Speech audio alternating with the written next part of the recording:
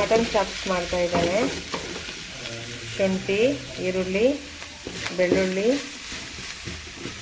ಕೊತ್ತಂಬರಿ ಸೊಪ್ಪು, ಹಸಿಮೆಣಸಿನ್ಕಾಯಿ, ಕಡಲೆಪಪ್ಪು, ಓಕೆ, ಎಲ್ಲ ಮಸಾಲೆಗಳು ಹಾಕ್ಕೊಂಡು ರೋಸ್ಟ್ ಮಾಡ್ಕೊಳ್ಳಿ ಚೆನ್ನಾಗಿ.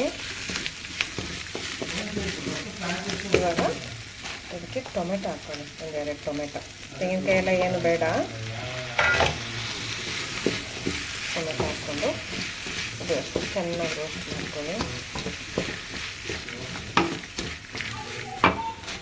ಗ್ಯಾಸ್ ಜಾಸ್ತಿ ಇಡಿ, ಫ್ರೈ ಆಗಲಿ.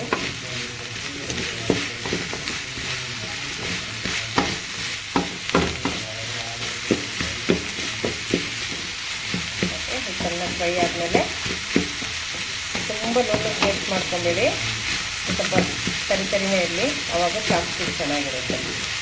ಮಟನ್ನು 4 ವಿಜಿಲ್ ಹೊಡಿಸಿ ಇಟ್ಕೊಂಡಿದ್ದಾನೆ. ಇದಾದಮೇಲೆ ಮಸಾಲೆ ರುಬ್ಕೊಂಡು ಬಂದು ಆಮೇಲೆ ತೋರಿಸ್ತೀನಿ.